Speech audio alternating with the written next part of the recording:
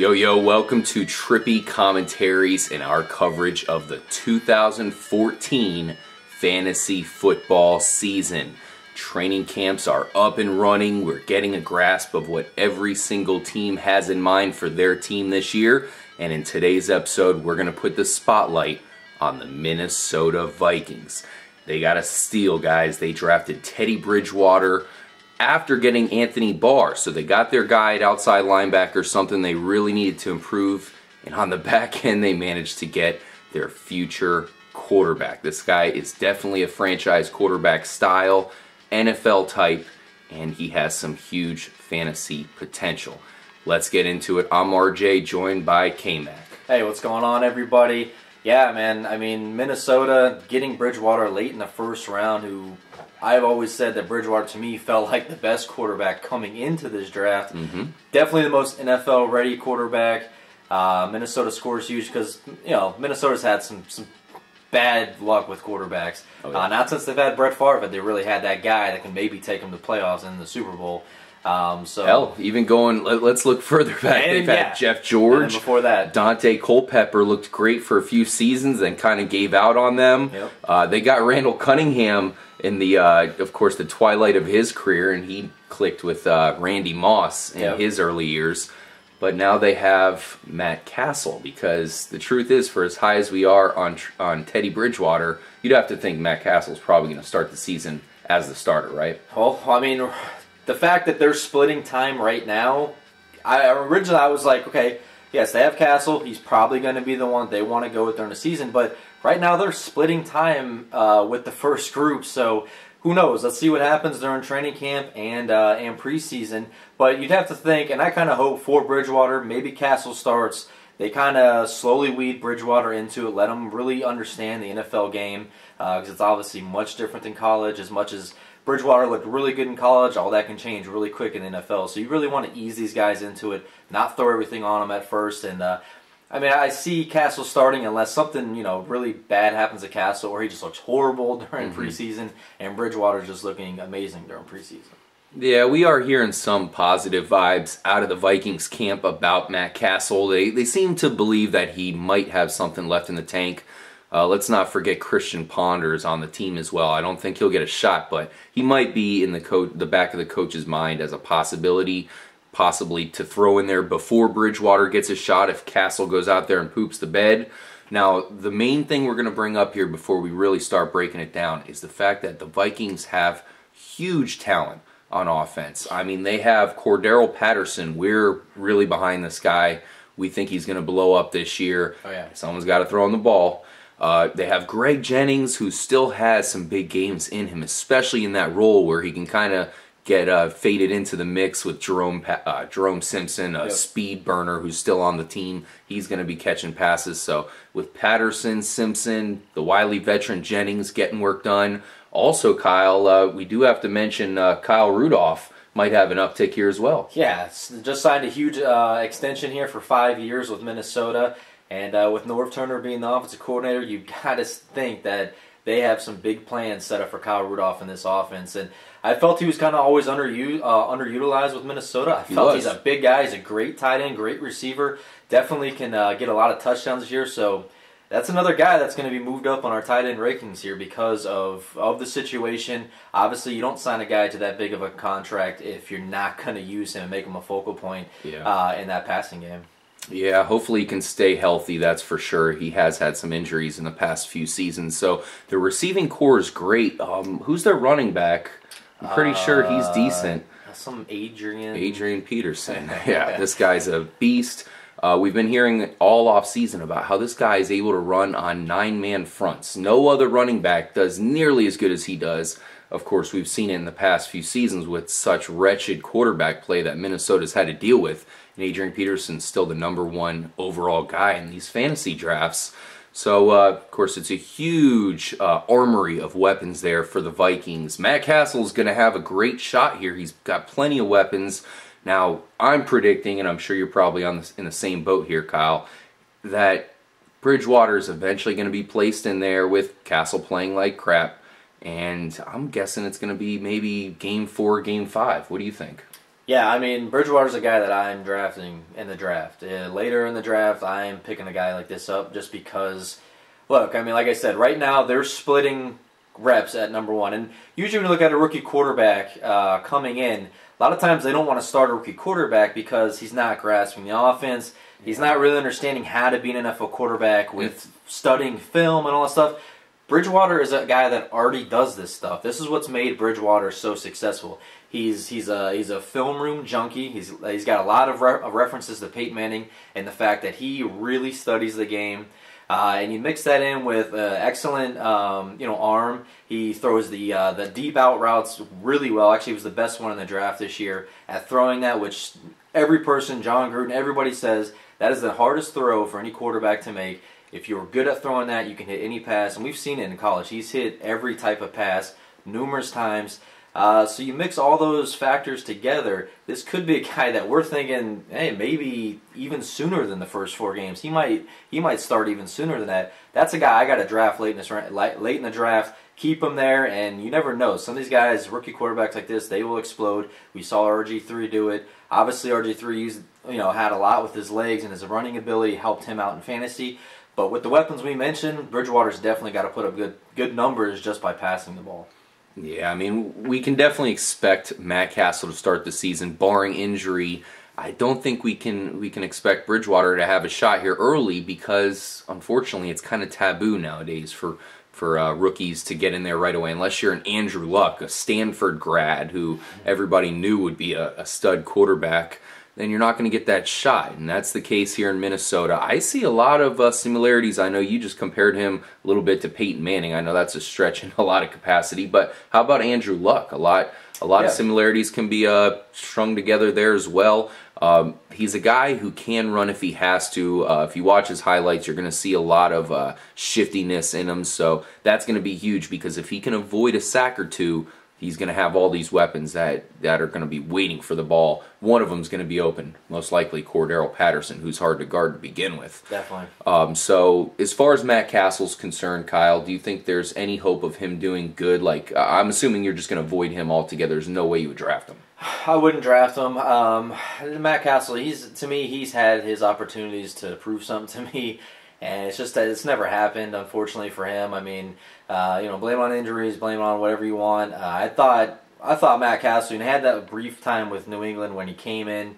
He was looking pretty good. Then he goes on to another team, and you're like, well, maybe Matt Cassel's going to be that good. I think he had one season that he was decent in Kansas City. Yeah, decent, and then just kind of fell off. And I don't know. I think Matt Cassel's just a stepping stone here for Minnesota for Bridgewater, who's obviously going to be their franchise quarterback. Yeah, like I mentioned, there is a possibility that they put Ponder in there before they get to Bridgewater, so perhaps Cassel plays 4 games and they give Ponder one chance and then they go to Bridgewater. That is a possibility. I think we expect for Bridgewater to be second in line here, but Ponder's been around the block here, so they might give him a shot. He's been on Minnesota for a while. So Bridgewater gets the shot here. Okay, this guy is a playmaker. They're giving him the starting job. And it's against not the best defense in the world. Would you go with them possibly in that first game?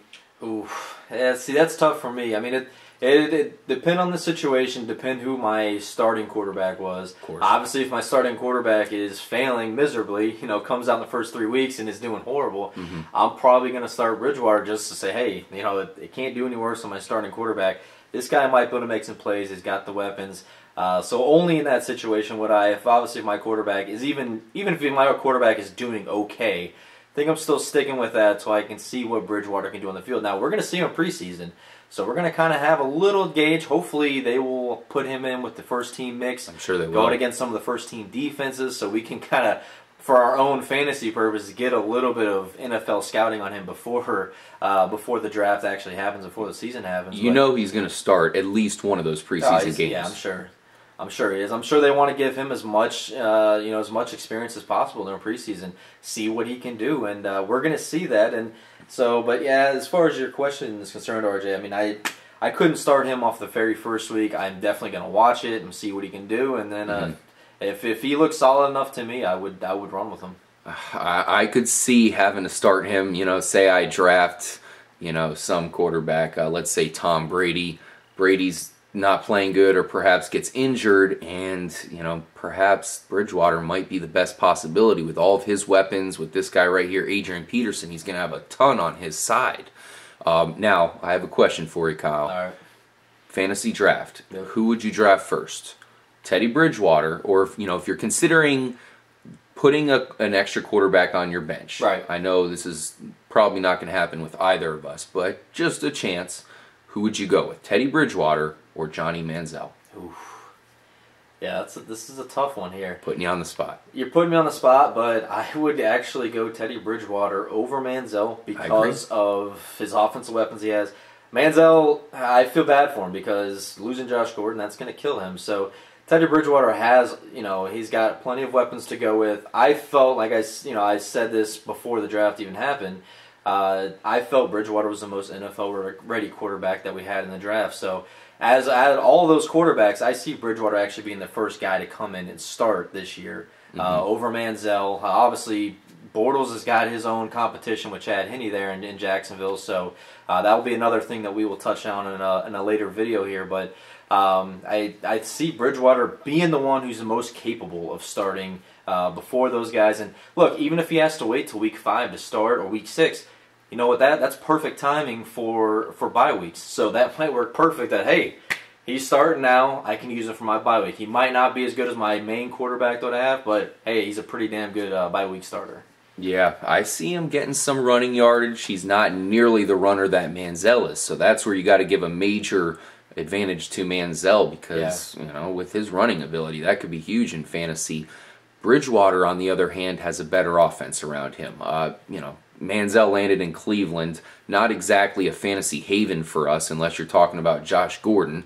Now, if something happens with the suspension, that might be a different story for later on in the year when he comes back. But at least at the beginning stages of the year, we should see a healthy Adrian Peterson. Cordero Patterson's going to have a monster season. The two other receivers, Kyle Rudolph, as Kyle talked about, with, of course, Norv Turner coming to town. All of Norv Turner's tight ends have always done good. Last year, Jordan Cameron wasn't a surprise to some people because most people knew Norv Turner's in town. That's going to be Jordan Cameron's advantage. Yep. Before that, Norv Turner made Antonio Gates a future Hall of Famer. Kyle Rudolph could be in line for some touchdowns. That's going to be a huge advantage for Teddy Bridgewater, who we saw is very accurate, man. You put a big target for him in the end zone, along with the other speedy wide receivers to get these guys open. A lot of touchdowns, of course, are going to go to this guy, Adrian Peterson, via the run. But Teddy Bridgewater is going to have so much on his side. I know he's really accurate, Kyle. Yeah. Do you think that can hold over into the NFL? Yeah, I mean, last season he finished with like a 70.9 completion percentage, which is amazing. 21 touchdowns, only 5 interceptions. It's a very efficient quarterback. That is kind of the stuff I want to see in my quarterback. Manziel, yes, 500 total yards offense, a lot of games. But that doesn't always thrill me too much in the NFL because I know that's not going to happen in the NFL. I want that efficient quarterback that knows how to take control of the ball, or how to control the ball, not turn the ball over, make the passes when your team needs it. And like you said, Bridgewater's not going to go take off running unless he has to. He's going to move around the pocket. He's going to step up in the pocket, which a lot of these rookie quarterbacks, they don't do that. They try to take off around the outside. Well, you ain't doing that in the NFL with some of these defensive ends. It's not going to happen. They want you to do that. Best thing you can do is step up. Bridgewater does it all the time. He will throw the ball with a guy in his face. He's very good at keeping his eyes down the field when he has pressure on him. And that's what makes him, to me, the number one quarterback, rookie quarterback this year, is because he is that true passer. And he's in the NFL. That's your job is to throw the ball. Yeah, that said, Kyle, I think you have to be a little bit worried about injury here because he still takes some big hits. He stays in there to the last second many times. He's not afraid to take the big hit, which is great. You definitely need a tough guy who can take the big hits, but he's not the biggest guy. Yeah, RJ, with injuries, man, I know a lot of people bring this thing up, and they bring it up with Manziel, and it's almost making me sick, at this point, because I'm sick of hearing it, because I've heard all the big quarterbacks, they've all got injured. Manning got injured. We've seen Tom Brady get injured. We've seen Ben Roethlisberger injured. You've seen the big guys. Cam Newton just had surgery in the offseason. Drew Brees had a huge injury. These quarterbacks are going to get injured. To me, it's a lottery type thing. I think when you're a quarterback, you have to play your game. You have to play as hard as you can in order to be successful in this league. And hey, if an injury happens, It happens, man. You deal with it, you move on. This guy we see on the screen right now had a huge injury. He's back playing probably better than ever.